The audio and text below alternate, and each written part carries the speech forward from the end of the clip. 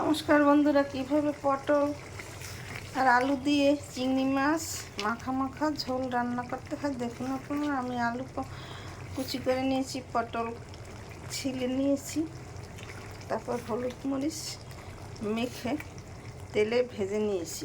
চিংড়ি মাছটাকে হলুদ মরিচ মেখে তেলে ভেজে নিয়েছি।